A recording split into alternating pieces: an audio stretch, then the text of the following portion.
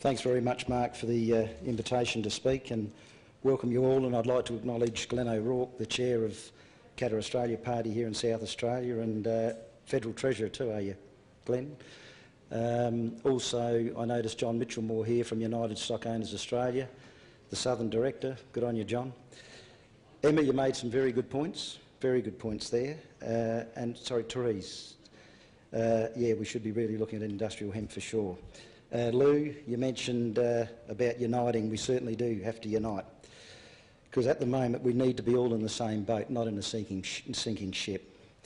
But I just want to let you know how I started my little journey on all this. Back in November 2010, I went to an NRM meeting, Natural Resource Management meeting at Victor Harbour. And some of you have heard the story, but some haven't.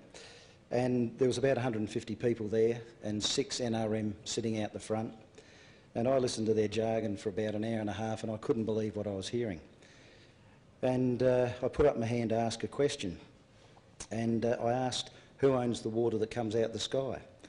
And the 6 out the front, honestly, their heads just dropped. The blood just ran out of them. And I thought, gee, we're in a bit of trouble here, but I wanted them to say it. And I asked again, no comment. The third time, finally, this guy stood up, and I know his name now, Martin Stokes from the Department of Water, said the Crown. And I said, well, if the Crown owns the water, we own our infrastructure, dams, rainwater tanks, we will bill you for that storage of that water.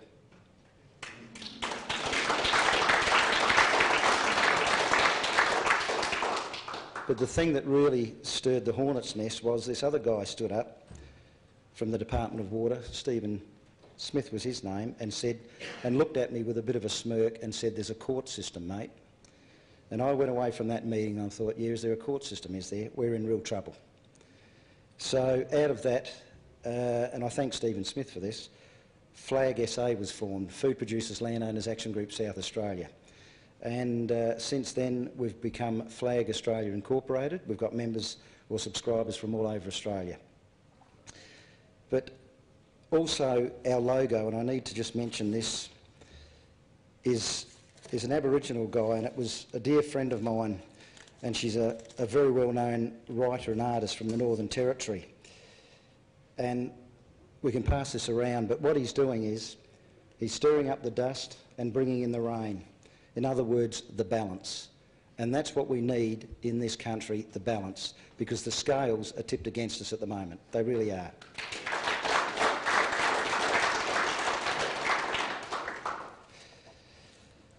I'm getting sick and tired of politicians telling us that we're moving forward. I really hate the word. I just want to take you back, say, 30 years ago. And if I was speaking 30 years ago and said to you, within 30 years, our manufacturing and industry would be gone, you would have said, this guy's not only ugly, but he's a lunatic. But have a look where we are. Have a look where we are today.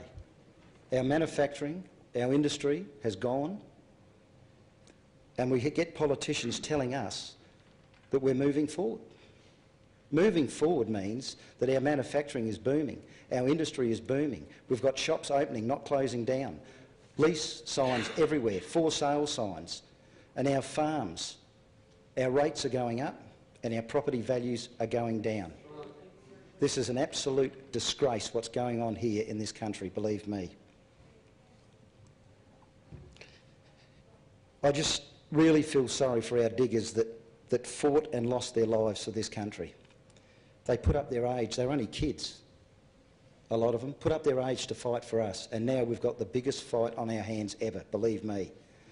And I just really feel for this whole country, and just excuse me because I'm not a public speaker, I'm pretty passionate about what I believe in. But when we've got a situation where, and just remember those diggers, but we've got these public servants, so-called politicians, selling up our agricultural land to overseas government investors. I haven't got a problem with a Chinese family, Dutch family, whoever, that want to come here the right way with their paperwork so we know who they are. But overseas government investors buying up $244 million worth of our agricultural land in one hit is an absolute bloody disgrace. Absolute disgrace. Us food producers, and I don't say this lightly, are on top of the endangered species list.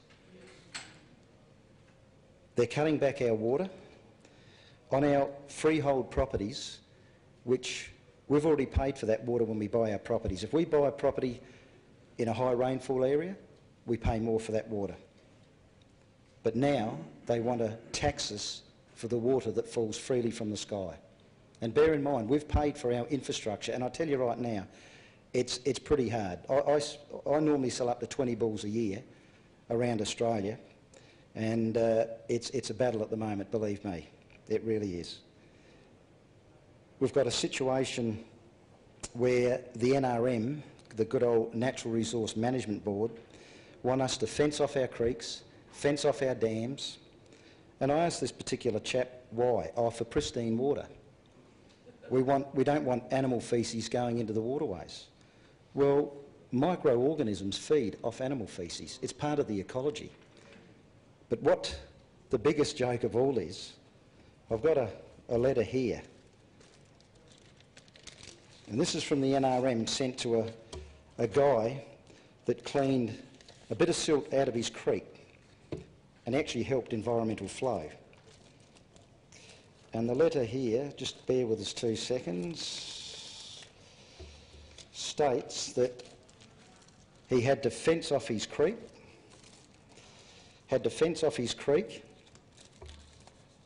and if he didn't do that, $35,000 non-complying fine, which, by the way, this government a few months ago wanted to make that $35,000 non-complying fine for an individual. This government wanted to change it to $700,000. And Flag, with the lobbying that Flag have done, the Liberal come to their senses and stop that. But if you're a family company, it is currently $70,000 fine, and this government wanted to make it $2.2 million. But that hasn't gone ahead. Now, people might say, why would you want to change it from 35 to 700 for an individual non-complying? Because 35,000 won't sell your house. 700 will. So don't think that you people in the suburbs and the city are out of this. You're not. Because the Natural Resource Management Board monitors the metropolitan area. You all pay a Natural Resource Management levy, right? So getting back to that non-complying fine, $70,000 if you're a family company, and they wanted to make it $2.2 million. Why? Because that'd sell our farms. $70,000 wouldn't. This is the lunacy that's going on. This state has become a communist state. And it is absolutely disgraceful. And I don't say that lightly. Why does an environmental bureaucracy, Section 69 of the Natural Resource Management Act, need our financial documents? Section 69, so they can come into your property and ask you for your financial documents. What if you said, no, sorry, you can't have them? Just remember those non-complying fines. But also in Section 69, they wanted to take away our right to remain silent. In other words, you couldn't engage a lawyer. And this is an environmental document. It's nothing about the environment, believe me. It certainly is. What amazes me is that by fencing off our creeks and dams, you know, what about the native animals? I've got heaps of kangaroos at home. I want them to come and drink from my creeks. I've got 2 creeks and dam freely. I don't want to fence it off. They're entitled to come and have a drink. Let them come and have a drink. But what this is going to do is, if we fence off our creeks, and in my case, I've got 2 creeks at home, as I've just said, when they dry up in the summertime, the fuel there for a fire is going to be astronomical, and that will just be like a wick and just go through all the properties. So this is not about the environment. What about these prescribed burn-offs the NRM have? Prescribed burn-offs. I might as well go out in the paddock and light my paddocks up and burn my cows alive. They're so worried about their native animals. They're burning them alive. It's absolutely ridiculous, right? 4 farmers a week Australia-wide are committing suicide. 4 farmers a week. Since 1981, 100,000 farmers have left the land. Do you want to... I don't think there'd be one person here tonight that would not want to eat food coming from overseas for the rest of your life that's grown in raw sewage like seafood, or fruit and veg sprayed with cancer-causing chemicals. Honestly, we have to protect that right to grow this clean, healthy food product, because if we're going to rely on other countries to supply us with food, what if they cut the supply? What if they turn around and say, we've been in drought, we can't supply it? And believe me, that can happen. People should be on the radio stations writing letters to the editor, because what these politicians, what these public servants, and just don't forget, they're a servant of the public. They need to get the message, and people need to get out there, write letters, get on radio, the whole lot, and let them know that we're not happy with what's going on, because silence is consent.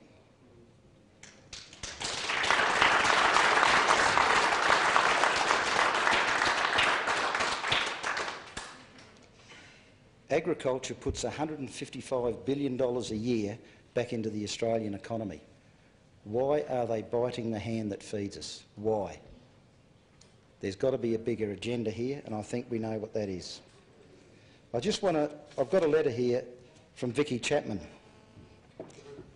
And this is, I'm a little bit thick, I didn't do much schooling, but just this little bit here, and this was in the Natural Resource Management Amended Bill of 2010. And Vicky states here that under such an approach, metering of larger dams, and this is the punchline, without charging for water usage, would assist in determining how much water is being used across the catchment. Well, us farmers are going to pay for that meter, and they're not cheap. But I'd like to say to Vicky, why do we need a meter when if you've got a 10 meg dam and it's half full, 5 meg left?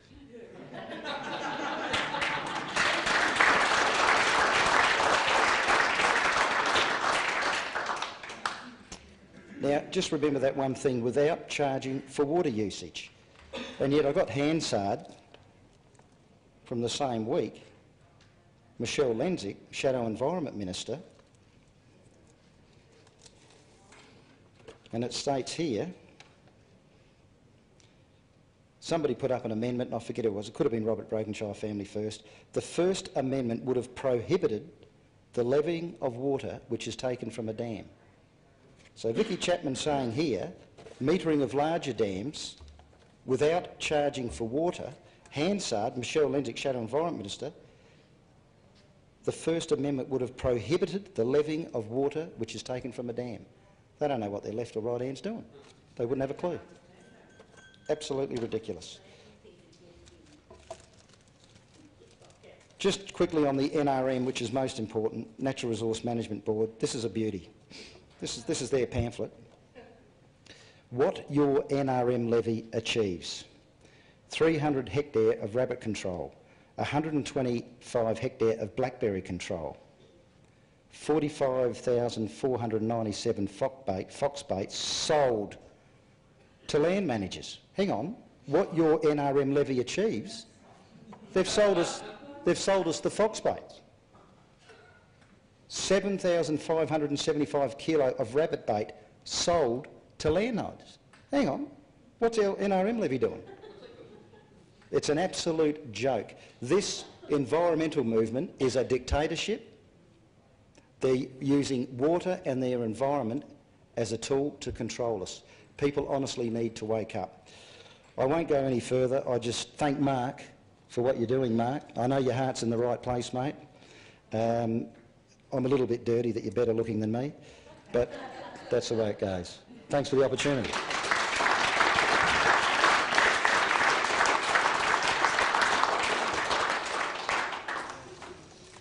I think we could do with everybody speaking again for another 20 minutes, but I think they'll throw us out of here by then. You know, it's interesting what we're trying to achieve here today, because a few years ago I went to a family function, and I'm sad to say my family are some of my family lean Labor very heavily, unionists and everything at this party. And when the NRM Act came out, I was reading it, and I was pretty appalled. And I went to this party just to relax and have a drink. And a couple of Labor people said to me, no, someone on the table was a farmer, and they asked me about the NRM Act. And I quoted a section of it and what it said. And it caused some problems at the party, shall we say. Because all I did was tell the truth. Okay, I told the truth, what it said. The Labor and Liberal guys there, or Labor guys mainly, would not believe. They said, no, we'd never have passed that. And I said, mate, I'm only quoting what your legislation said. I have now never ever attended any of those parties since. I am banned. And that was because that even the blokes that voted for the legislation didn't know what was in it. Okay? Now, if they don't know what's in the bloody legislation, how are the people meant to know? So this is what this is about today. This is what this will be about for as long as I live, about getting the truth out there. And seriously, to sell something, if you need to bullshit and it's a lie, then you shouldn't be doing it. Simple as that. Now we'll have a break. I've overcated, so I want you all to eat lots of food, all right? And we'll have some entertainment out there. We'll have 20 minutes, have a chat with each other, come back, listen to some more speakers, do a bit of networking, and eat my food and enjoy it, and drink lots of coffee. Actually, no, I think I'm paying for the cup. No coffee, but you can have lots of food. And enjoy.